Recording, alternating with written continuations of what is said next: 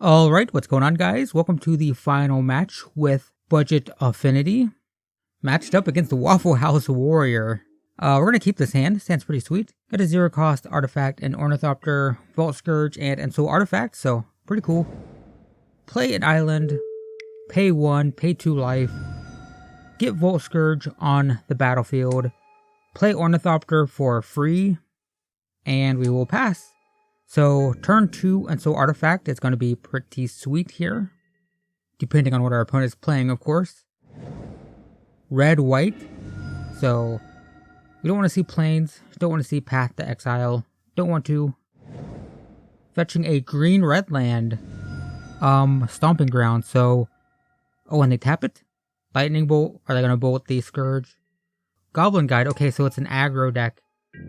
Could still be Burn, of course. Could be, Naya Burn or whatever, but, alright, we're going to take 2. We go to 16. We draw the Tezzard's Touch, which was revealed when Goblin Guide attacked. Let's play Soul Artifact on Vault Scourge. So they can't respond with a bolt, so that's good. It's now a 5/5 with lifelink, so if this is burn, the lifelink's gonna hurt really bad. So attack for 5, opponent goes to 12, we go back to 21.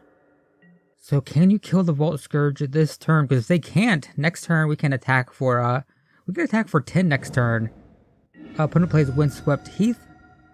Seems to be Naya, so yeah, probably burn by the looks of it. Getting a forest, huh.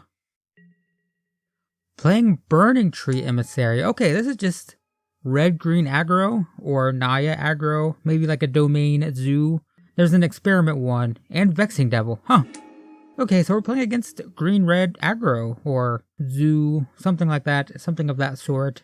We're just gonna take 4, I think, because we have the lifelink, so that's fine. So go to 17. Opponent attacks for 2. We reveal a Midnight. So this is another aggro v aggro. Who can put out damage faster? I think we should do better just because of the lifelink in this game. But the next game or 2 are going to be kind of interesting if we don't get into Vault Scourge and whatnot. Anyway, we play Midnight. We're going to play Tezzard's Touch on Ornithopter. Opponent is tapped out. Attack for 10. Opponent goes to 1. We go back to 20. So now they have to kill both creatures or get some sort of flyer, which I'm guessing they don't have in green-red. So Dolmen Gate's actually super good in this matchup because it's going to allow us to attack into our opponent's blockers. Opponent attacks all out. We're going to take 6 and go to 14, but we're fine, and opponent's dead. Curd Ape, okay, so it is kind of a zoo type of thing. Except it's only green-red so far. Oh, they did have white duels, or white fetches and stuff, they just didn't get anything. Anyway, opponent concedes, so there we go. This is going to be super fast, I think. You can probably tell by the length of the final video, because I don't know yet, but you guys know. I'm guessing this is going to be a short match, because we're just going to pummel each other senseless for a few turns, and whoever goes faster is gonna win. Yeah, we're gonna bring in some creature control.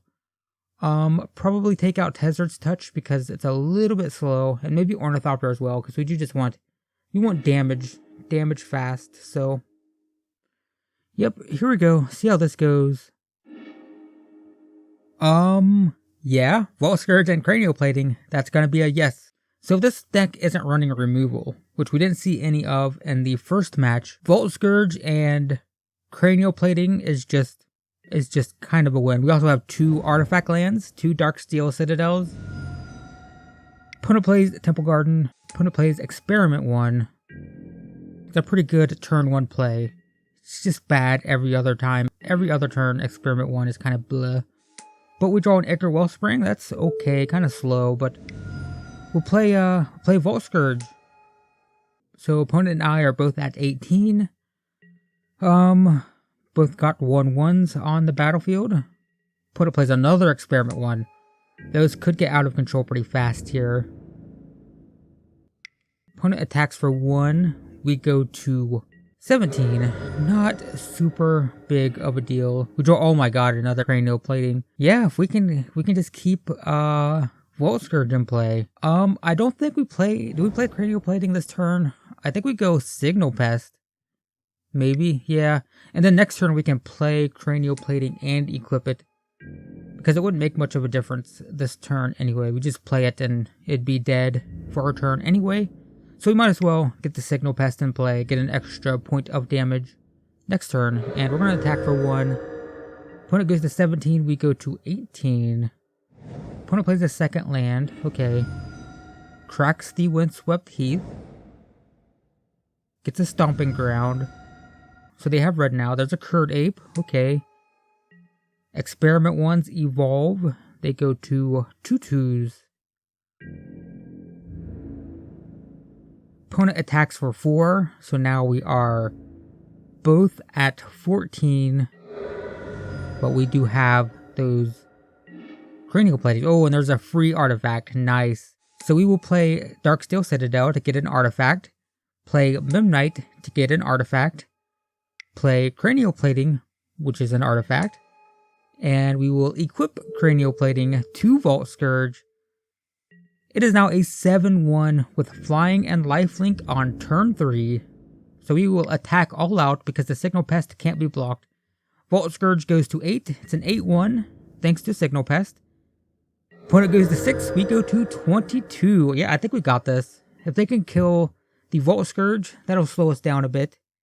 But we can equip the Signal Pest with the cranial plating and it can't be blocked. So pretty sure we got this. This is the fastest game ever. It's going to be the shortest video ever, the final match too, so if you guys were eagerly anticipating an epic game to find the final record of this deck, well, it's going to go quick by the looks of it. There's a Curd Ape. Experiment ones evolve, so those are 3/3s now. This deck's actually putting out damage pretty quick, it's just the lifelink is really hurting them, or helping us. Another Stomping Grounds, they go down to 3. Alright. I'm pretty sure we're good. Pretty sure we are just good here. Ooh, Reckless Bushwhacker. Are we alive for 8, 11, 14, 15, 16? Yeah, we survived, but wow, that was a good turn. We go down to 6. Ooh, scary, but we got there. And opponent gets seeds, okay, yeah. Yeah. Wow, that was a fast game. Blistering fast decks there. Just 2 stupid aggro decks pummeling each other in the face for a few turns. But yeah, there you go, guys. That was the final match with a Budget Affinity. A bit of a slugfest there, but we came out on top. We put out damage faster. Actually, did we put out damage faster? I think we were just gaining life, and that was helpful. Because opponent had quite the turn there at the end, but that's it. We are done. We're done with Budget Affinity. And we're 4-1. 4-1. And this deck performed fairly well. I think we had some issues. Ornithopters just didn't seem that great because we can't really take advantage of them like Tier 1 Affinity can. Because Tier 1 Affinity can, it's good with Arcbound Ravager. They can get +1/+1 counters from Steel Overseers. And, we just can't do that. So, unless we have a Signal Pest, it's just kind of so-so. I mean, they are good for Enso Artifacts and Tezzeret's Touch, just because we can make them 5/5s with flying. So, they are good. We didn't really see that. We didn't see I think the biggest issue, actually, is that we had Vault Scourges so often. We had so many Vault Scourges in our games, and the Vault Scourges is what made this deck really, perform well. If we hadn't had Vault Scourges, we still would have been swinging with Ornithopters and stuff, but Vault Scourge is our main priority, and we saw that in a lot of our games, so Ornithopter just kind of was so-so. Ornithopter's a good, second choice after Vault Scourge for the Enso Artifacts and stuff, but we just got lucky, I guess, with Vault Scourges. But anyway, I guess that's it. With Budget Affinity. I hope you enjoyed the deck. I know it's not necessarily like a spicy homebrew, but, I had to play Affinity, right? The name of the channel was Affinity for MTG, so why not play Affinity? why not play a budget version of it, since that's kind of what we do here.